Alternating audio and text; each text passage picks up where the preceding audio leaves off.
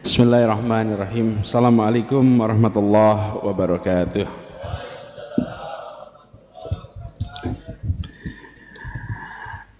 Alhamdulillah.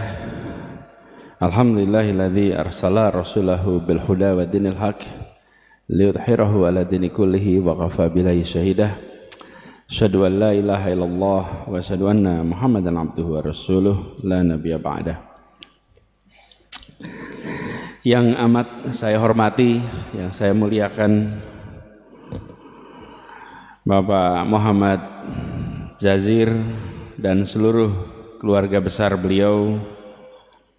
Yang saya hormati Ketua Umum Masjid Jogokaryan Ustadz Agus Abadianto, dan juga yang saya hormati, yang saya muliakan Ustadz Salim Alfilah, Imam sholat subuh kita Ustadz Wafi, dan para jamaah sholat subuh Masjid Jogokaryan rahimakumullah. Pagi ini saya sungguh bersyukur sekali bisa bersujud di Masjid Jogokaryan yang legendaris ini, sebuah masjid yang menjadi contoh, yang menjadi rujukan bagi semua. Dan senang karena kembali ke Masjid Jogokaryan sekaligus juga kembali merajut ikatan persaudaraan yang tersambungkan lintas generasi. Banyak yang tadi diceritakan oleh Pak Jazir adalah hal yang juga baru bagi saya, karena pada saat itu saya masih terlalu kecil untuk memahaminya. Jadi saya tadi mendengar ketika di kantor Pak Jazir cerita, Masya Allah ada banyak sekali catatan, dan ini menjadi hikmah bagi kita semua, bahwa apapun yang kita kerjakan hari ini bisa berdampak lintas waktu, dan mungkin anak-anak dan cucu-cucu kita di kemudian hari yang baru mendengar ceritanya. Saya tidak pernah membayangkan bahwa di rumah Taman Yuwono Taman Yuwono itu rumah kami di Ndagen, Pak, Jalan Ndagen, Sosro Menduran. Itu ada sebuah perumahan milik keluarga Haji Bilal. Jadi keluarga Haji Bilal itu, Bapak Ibu sekalian, pas kemerdekaan dulu ibu kota pindahnya dari Jakarta ke Jogja. Semua pejuang-pejuang itu pindah ke Jogja, tidak ada yang punya rumah, termasuk kakek kami nggak punya rumah. Haji Bilal menyiapkan rumah lebih dari 40 rumah, 20 di Taman Juwono, terus 20 lagi di belakangnya Malioboro Mall itu, dan ada beberapa tempat lainnya. Semua silahkan pakai tempatnya, dan disilahkan pakai sampai waktu yang beginilah kira-kiranya. Tidak ada yang namanya hitung-hitungan, silahkan pakai, gantian pakainya. Nah, termasuk kakek kami yang hijrah ke sini, itu Pak Jazir almarhum Allahyarham Pak AR itu berangkat bersama Agus Salim dan lain-lain ke Timur Tengah untuk mengikhtiarkan pengakuan bagi Republik. Berangkatlah, meninggalkan istri dan 8 anak di Jogja, berangkat ke Timur Tengah. Perjalanan itu beberapa bulan untuk ke sana, sampai ke Kairo, dan alhamdulillah di Kairo lewat perjuangan diplomasi yang panjang keluarlah pengakuan de jure dan de facto bagi Indonesia. Itu adalah pengakuan pertama. Ada negara yang mau mengakui Indonesia. Yang mengakui pertama adalah Mesir waktu itu. Jadi kakek pulang ke Jogja membawa surat itu. Perjalanannya panjang, mampir ke India, mampir macam-macam, pulang sendirian. Dan untuk membawa masuk surat pengakuan itu yang ditandatangani oleh Perdana Menteri Mesir itu, dimasukkan ke dalam kaos kaki di dalam sepatunya. Ketika di pemeriksaan di Kemayoran lolos, surat itu ada dalam kaos kaki. Karena kaos kakinya nggak diperiksa, yang lainnya diperiksa. Masuk sampai akhirnya singkat cerita sampai ke Jogja, sampai serahkan ke Bung Karno. di Gedung Agung. Pulang, istrinya melahirkan anak yang ke-9. Diberi nama Lukiana. Kenapa? Laki Ana. Beruntung saya, karena bisa sampai lagi ke sini. Anak sebelumnya yang nomor 8 diberi nama Imlati. Imlati itu artinya Indonesia merdeka lekas akan tercapai insya Allah. Lahirnya 1 Juni 1945. Jadi lahir 1 Juni, beliau masih di BPUPKI, itu semua orang sudah merasakan insya Allah Indonesia merdeka. Bulan Juni itu, Agustus kita merdeka. Tapi belum tahu bakal merdeka apa tidak. Lalu anaknya lahir yang ke-8 dikasih nama Imlati.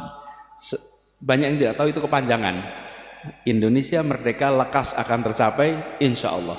Yang nomor 9 dikasih nama Lukiana karena laki anak. Lukiana. Istrinya kena malaria, wafat dengan 9 anak di Jogja. Sehingga kakek dan keluarga ketika Republik pindah lagi ke Jakarta, maka kakek kami dan keluarganya tidak pindah lagi karena beliau tidak ada istri, 9 anak dan bayi yang sudah ditemani oleh masyarakat di Jogja dengan support system yang luar biasa, sehingga diputuskan tidak kembali ke Jakarta dan terus di Jogja, dan akhirnya sampai akhir hayatnya berada di Jogja, dan saya jadi tumbuh besar di Jogja karena saya cucu kemudian tinggal di tempat itu. Nah, kisah perjuangan kemudian banyak sekali. Saya merasa bersyukur sekali karena Pak Jazir ini memiliki memori atas peristiwa-peristiwa penting yang tersembunyi, yang seringkali terlewatkan di dalam catatan sejarah kita. Jadi Pak Jazir harus banyak bercerita dan direkam ceritanya, karena beliau pelaku, beliau membaca, beliau merangkaikan. Ada yang menjalani tidak merangkaikan, ada yang membaca tidak merangkaikan, ada yang menjalani tapi tidak membaca. Ini membaca, menjalani, dan bisa merangkaikan sebagai sebuah cerita. Jadi saya merasa bersyukur betul. Tapi persahabatan kami tidak berhenti di situ. Bukan antar kakek dan Pak Jazir. Jadi kalau saya panggil Pak Jazir, panggil kakek boleh sebetulnya. Karena ini sahabat kakek saya gitu kan. Paman gitu. Kenapa? Karena berkelanjutan. Saya bekerja di Jakarta, kemudian mencoba membangun gerakan Indonesia Mengajar bersama dengan seorang anak muda yang sangat cerdas, alim, cerdas, wawasannya luas, bacaannya panjang, namanya Sofwan, putra dari Pak Jazir. Jadi persahabatan itu menurun. Dan ketika ketemu tidak tahu bahwa orang tua kita itu bersahabat, menurun. Kemudian Sofwan ini mahasiswa yang menjadi anggota di kampus itu Majelis Wali Amanah, mahasiswa yang menjadi anggota Majelis Wali Amanah di Universitas Indonesia di Jakarta. Saat ini beliau sedang berada di Washington DC. Nah, apa yang saya lihat? Seorang pejuang, seorang pendidik yang dalam keluarganya memancarkan semua nilai yang diperjuangkan ke publik, tercermin di dalam keseharian di keluarganya lewat interaksi saya dengan Mas Sofwan. Karena itu saya bersyukur sekali silaturahmi ini bisa tersambungkan terus. Insya Allah ini banyak hikmahnya, dan kita doakan agar Pak Jazir ini diberikan kesehatan terus, dipanjangkan umurnya, dan terus bisa menjadi pilar penjaga kekuatan, lokomotif pendorong kemajuan bagi umat.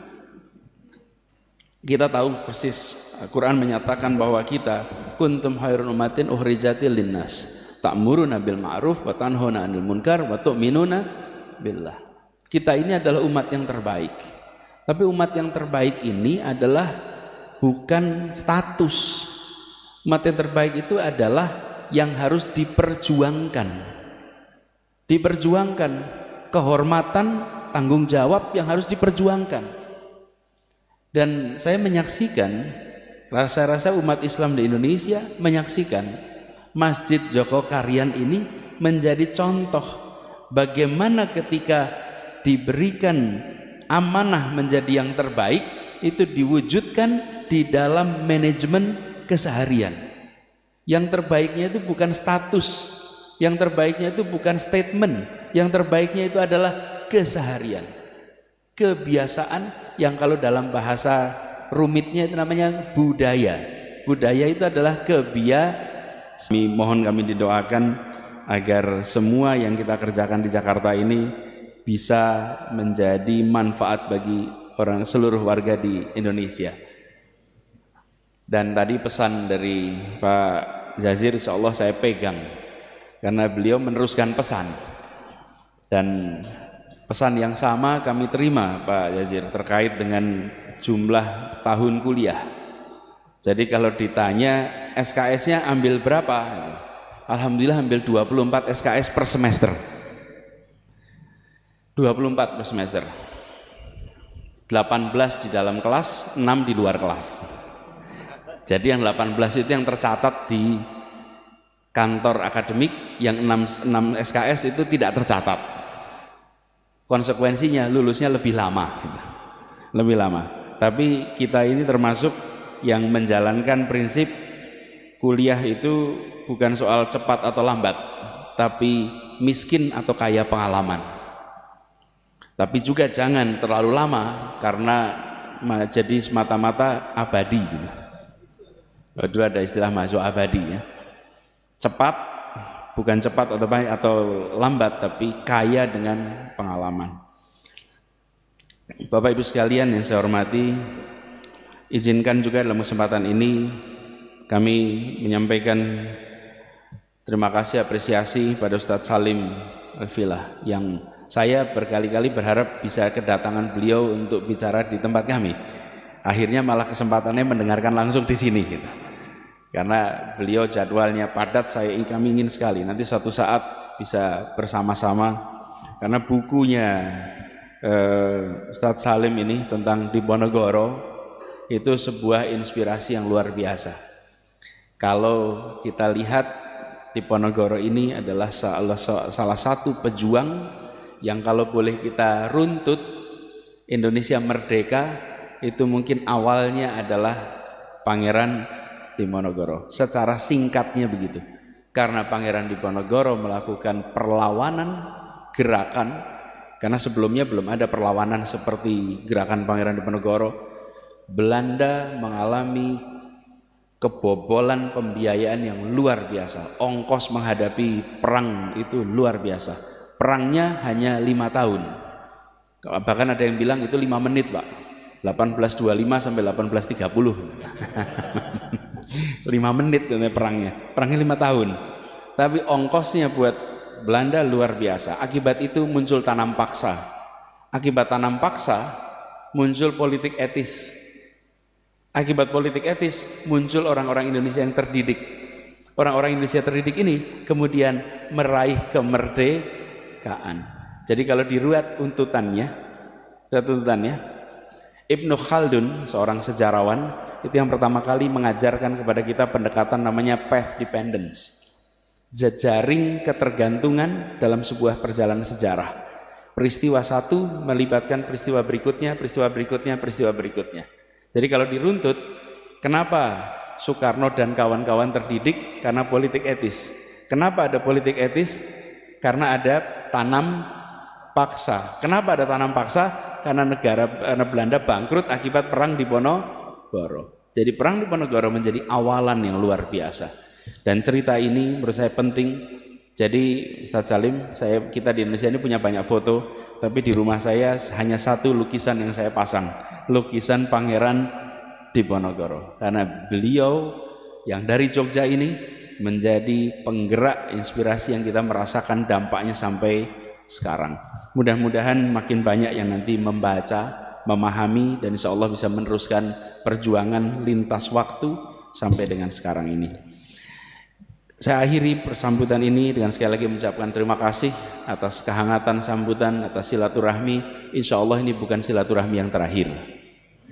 Insya Allah kita diberikan umur panjang, bisa jumpa kembali di waktu yang akan datang, dan insya Allah puasa kita diterima, ibadah kita di bulan suci Ramadan ini dilipat gandakan pahalanya, dan kita berhasil meraih derajat muttaqin. Billahi taufiq wa hidayah. Assalamualaikum warahmatullahi wabarakatuh.